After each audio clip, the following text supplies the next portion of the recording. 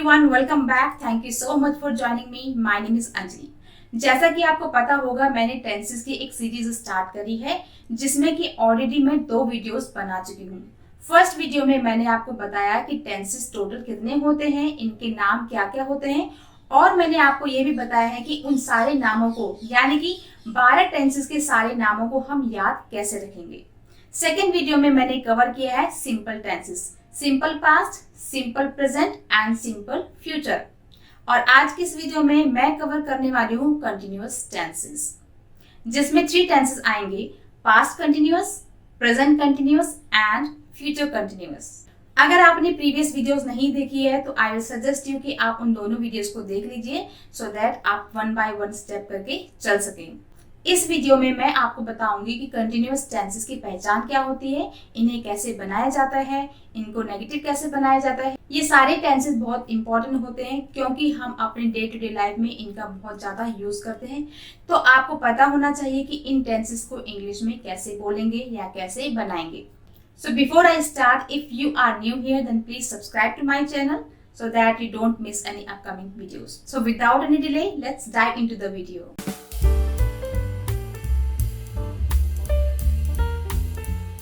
Continuous tense, नाम से ही पता चल रहा है कि ये कंटिन्यूअस टेंस है। मतलब यहाँ पर ऐसे एक्शन के बारे में बात हो रही है, यहाँ पर ऐसे काम के बारे में बात हो रही है जो काम कंटिन्यू है, यानी कि जो काम अभी हो रहा है, हो रहा था या हो रहा होगा।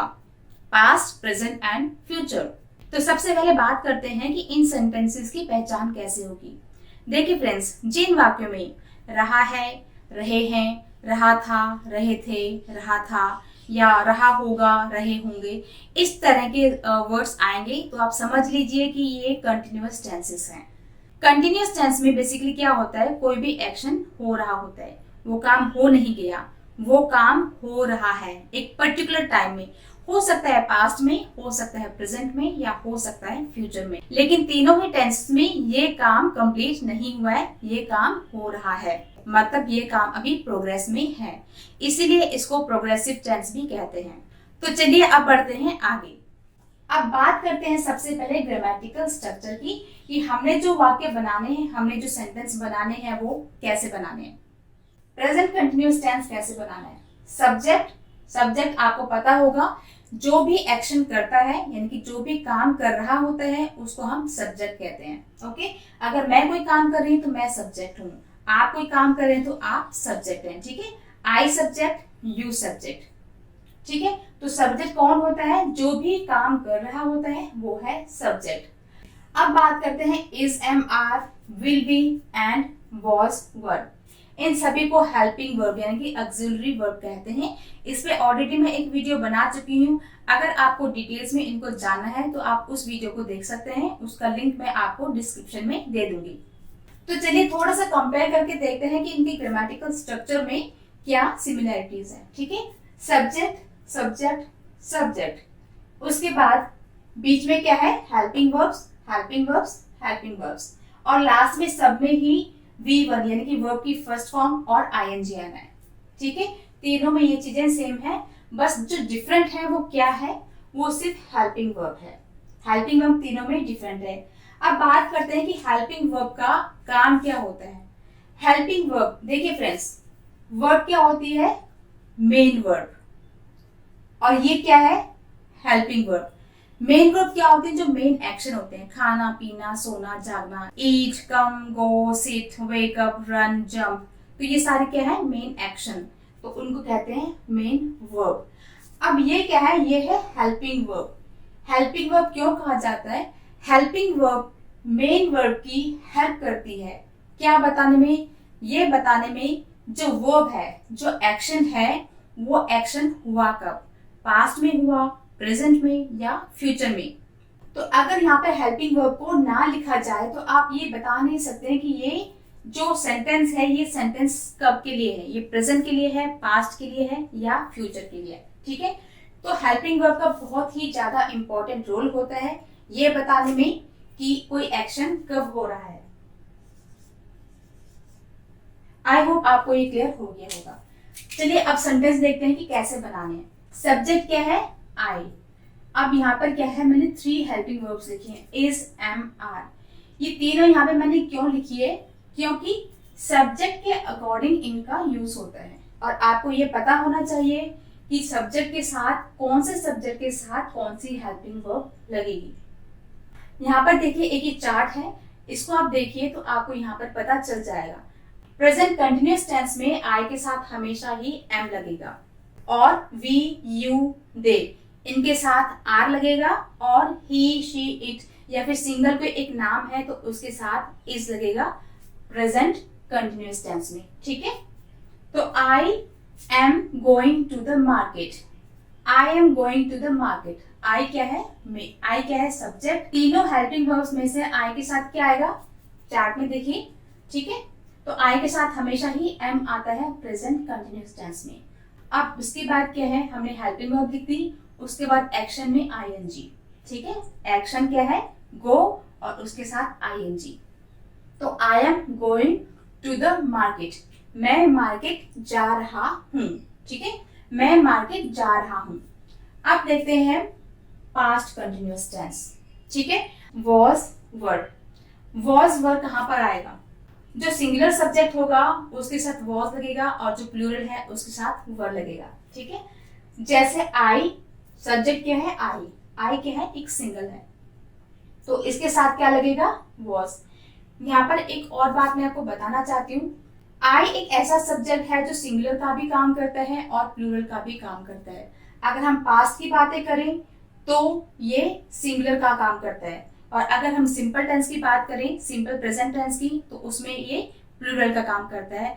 आई सब्जेक्ट के साथ हम जब कोई वर्ब लिखते हैं तो उसमें एस या एस नहीं ऐड होता है। ठीक है, तो वहां पर ये प्लूरल का काम करता है।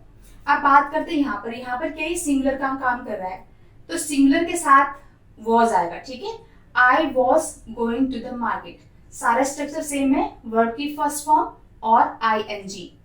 ठीक है, तो I was going to the market, I am going to the market, मैं मार्केट जा रहा हूं, मैं मार्केट जा रहा था। आई के साथ क्या लगा है, वॉज लगा है। अब एक सेंटेंस देख लेते हैं हम फ्यूचर कंटिन्यूअस का। फ्यूचर के साथ एक अच्छी बात यह है कि आपको सब्जेक्ट के हिसाब से, सब्जेक्ट के अकॉर्डिंग आपको हेल्पिंग वर्ब चेंज नहीं करनी है। यहाँ पर सब्जेक्ट कोई भी हो, I, we, you, they, he, she, it या मेरा, सबके साथ ही आप विल बी लगा सकते हैं। आपको चेंज कुछ भी करने की जरूरत यहाँ पर नहीं है। अगेन सेम वर्ब की फर्स्ट फॉर्म और ING। ठीक है, I will be going to the market, मैं मार्केट जा रहा हूँगा। ठीक है, मैं मार्केट जा रहा हूँ, मैं मार्केट जा रहा था, मैं मार्केट जा रहा हूँगा। ओके, तो अब इसको हम अभी साइड पे रहने देते हैं क्योंकि इसके साथ आपको यहाँ पर हेल्पिंग वर्ब चेंज करने की जरूरत नहीं है। सभी सब्जेक्ट के साथ एक ही हेल्पिंग वर्ब लगेगी। ठीक है, अभी इसको हम साइड करते हैं और हम फोकस करते हैं प्रेजेंट कंटिन्यूअस पे और पास्ट कंटिन्यूअस पे। सो आई के साथ क्या आया, एम। वी क्या है, प्लूरल। चार्ट में देखिए, वी के साथ क्या आना है, आर। ठीक है, वी क्या है, प्लूरल है, बहुवचन, इसलिए वी के साथ आ रहा है। We are watching a movie, हम एक मूवी देख रहे हैं। You are reading a book, तुम एक बुक रीड कर रहे हो। यू के साथ आर आया हुआ है। अगेन यू सिंगुलर भी है और प्लूरल भी है, लेकिन इंग्लिश ग्रामर में यू का यूज हमेशा ही प्लूरल के तौर पर होता है, इसलिए यू के साथ आर का ही यूज होगा यहाँ पर। ठीक है, तो you are reading a book, तुम एक बुक रीड कर रहे हो। दे आर डांसिंग, वो डांस कर रहे हैं। दे भी प्लूरल है, दे का मतलब होता है वे। ठीक है, मतलब काफी सारे लोग हैं और आप बोल रहे हो कि दे आर डांसिंग, वो डांस कर रहे हैं। ही, शी, इट, अब यहाँ पर मैंने तीनों ही सब्जेक्ट इकट्ठे लिखे हुए हैं क्योंकि ही हो, शी हो या इट हो, इन सभी के साथ क्या है, इज का यूज होगा। ये तीनों ही सिंगुलर है इसलिए इसके साथ इज लगेगा। He is sleeping, she is sleeping या फिर it is sleeping. Next Meera, single कोई नाम होगा तो उसके साथ भी हम इज ही लगाएंगे। मीरा इज सिंगिंग, मीरा गाना गा रही है या फिर मीरा गा रही है। अब बात करते हैं पास्ट की। I was going to the market, मैं मार्केट जा रहा था। ठीक है, we were watching a movie. अब देखिए फ्रेंड्स, जहां आई के साथ तो मैंने आपको बता दिया आई के साथ हमेशा एम ही आएगा, ठीक है, प्रेजेंट कंटिन्यूअस टेंस में। तो पास्ट में क्या हो जाएगा, आई वॉज। उसके अलावा जहां पर प्रेजेंट कंटिन्यूअस के जिस टेंस में इज का यूज होगा वहां पर हम वॉज लगाएंगे, और जहां पर यहाँ पे आर का यूज होगा वहां पे वर का यूज होगा, ठीक है। आई एम वॉज में बदल जाएगा, आर वर में बदल जाएगा, और इज वॉज में बदल जाएगा, ठीक है। We were watching a movie, हम मूवी देख रहे थे, ठीक है, हम मूवी देख रहे थे। You were reading a book, तुम बुक रीड कर रहे थे। देखो यहाँ पर यू है तो यू सिंगुलर, ठीक है, लेकिन यू का यूज हम हमेशा प्लूरल के लिए ही करते हैं, इसीलिए यहाँ पर वॉज नहीं है, वर आया हुआ है, ठीक है। So you were reading a book. They were dancing, वो डांस कर रहे थे। ही शी इट, अगेन देखो यहाँ पर अगर इज आया है तो पास्ट में जाके वो वॉज बन जाएगा। He was sleeping, she was sleeping, it was sleeping. तो तीनों के लिए हम यहाँ पे वॉज का यूज करेंगे, ठीक है। ही वॉज स्लीपिंग, वह सो रहा था। शी वॉज स्लीपिंग, वह सो रही थी। और इट वॉज स्लीपिंग, वो सो रहा था या यह सो रहा था। इट का नॉर्मली यूज हम एनिमल्स के लिए करते हैं या बेबीज, न्यूबॉर्न बेबीज के लिए करते हैं, okay. Meera was singing, Meera भी क्या है, सिंगुलर है, इसलिए मीरा वॉज सिंगिंग, ठीक है। इज वॉज में चेंज हो गया और आर वर में चेंज हो गया, ओके। और एम भी वॉज में चेंज हो जाएगा क्योंकि यहाँ पर ये सिंगुलर का काम कर रहा है, ओके। नाउ यहाँ पर आते हैं। अब यहाँ पर क्या है फ्रेंड्स, सब्जेक्ट कोई भी हो, I we you they he she it या कोई भी सिंगल नाम हो, सबके साथ ही आप विल बी लगाएंगे। यहाँ पर आपको कुछ भी चेंज करने की जरूरत नहीं है, आपने सिंपली ये अपना स्ट्रक्चर फॉलो करना है। I will be going to the market, मैं मार्केट जा रहा होऊंगा। We will be watching a movie, हम मूवी देख रहे होंगे। You will be reading a book, तुम एक बुक रीड कर रहे होंगे। दे विल बी डांसिंग, वो डांस कर रहे होंगे। He she it will be sleeping, अब ही कहो शी कहो या कुछ भी कहो आगे सेम ही रहेगा, वो will be sleeping. Meera will be singing, Meera जो है गाना गा रही होगी, ठीक है। तो अब देखिए आप तीनों ही टेंसेस में काम कंप्लीट नहीं हुआ है, एक्शन जो है वो कंटिन्यू चल रहा है। काम हो रहा था, काम हो रहा है या फिर काम हो रहा होगा। I hope this is clear to you. आपने कुछ चीजों का ध्यान जरूर रखना है, ये ध्यान रखना है आपने कि कौन से सब्जेक्ट के साथ हेल्पिंग वर्ब कौन सी आएगी, ठीक है। अगर सिंगल है तो वॉज, अब यहाँ पे देखो सिंगल कौन कौन से है, आई यहाँ पर सिंगल है, ही शी इट सिंगल है, और यहाँ पर मीरा भी सिंगल है, तो इसीलिए इनके साथ वॉज आया है। और यहाँ पर सिंगल के साथ क्या आना है, इज। आई को छोड़ के आई के साथ एम आएगा, बाकी जो भी सिंगल है उनके साथ इज आएगा, ठीक है। वी यू एंड दे इनके साथ आर आया हुआ है, तो पास में जाके ही वॉज हो जाएगा, ठीक है।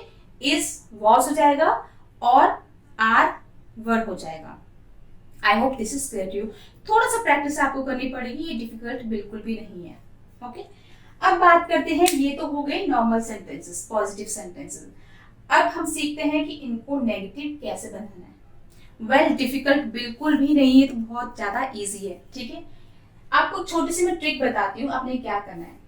अगर आपने इन तीनों ही टाइप के टेंसेस को नेगेटिव बनाना है, मतलब अगर मैं बोल रही हूँ कि मैं पढ़ा रही हूँ, ये तो होगी नॉर्मल सेंटेंस पॉजिटिव। अगर मुझे कहना है कि मैं नहीं पढ़ा रही हूँ, तो ऐसे सेंटेंस को बनाने के लिए यहाँ पर हमें क्या करना पड़ेगा। सिंपल है, कुछ भी नहीं है। आपने क्या करना है, I am not going to the market, we are not watching a movie. आपने क्या करना है, थर्ड नंबर पर फर्स्ट सेकंड इसके बाद नॉट आपने ऐड कर देना है, ठीक है। जैसे I am not going to the market, we are not watching a movie, you are not reading a book, they are not dancing, he she it is not sleeping, Meera is not singing. Same with past also. I was not going to the market, we were not watching a movie, you were not reading a book, they were not dancing, he she it was not sleeping, Meera was not singing. Same is also with future continuous. I will, अब यहाँ पर देखिए third number पे I will, यहाँ पर आपका बीच में not लगेगा। जैसे I will not be going to the market, we will not be watching a movie, you will not be reading a book, they will not be dancing, he, she, it will not be sleeping, Meera will not be singing. ठीक है? I am so sorry about that. So I hope आपको ये समझ में आ गया होगा. Third number पर, ठीक है, जो हेल्पिंग वर्ब है उसके बाद आपने यहाँ पर नॉट लगा देना है. लेकिन आपने यहाँ पर ये गलती मत करना कहीं आप इस तरीके से नहीं कर सकते कि I will be not going to the market. No, third number पर, ठीक है, विल और बी के बीच में आपने यहाँ पे नॉट लगा देना है. ठीक है, I will not be going to the market. So I hope this is clear to you. बहुत ही इजी है और बहुत ज्यादा यूज होने वाले टेंसेस हैं. So that's all friends. आपको जो ध्यान रखना है, जो मेन बात इसमें है वो है हेल्पिंग वर्ब. कौन से सब्जेक्ट के साथ कौन सी हेल्पिंग वर्ब आएगी वो आपने मेन ध्यान रखना है. इसके अलावा सभी में वी और आईएनजी लगेगा, यानी कि वर्ब के साथ आईएनजी लगेगा. तीनों में ही सेम आएगा. बस जो मेन फोकस आपको करना है वो आपको ये करना है कि सब्जेक्ट के अकॉर्डिंग आपको हेल्पिंग वर्ब चूज करनी है. जैसे आई है तो वॉज आएगा या वर आएगा, वी है तो वर आएगा या वॉज आएगा. तो इसका आपने थोड़ा सा ध्यान रखना है. ये डिफिकल्ट बिल्कुल भी नहीं है. ठीक है? Okay friends, so that's all in this video. Thank you so much for watching. See you in the next video. Take care. Bye bye.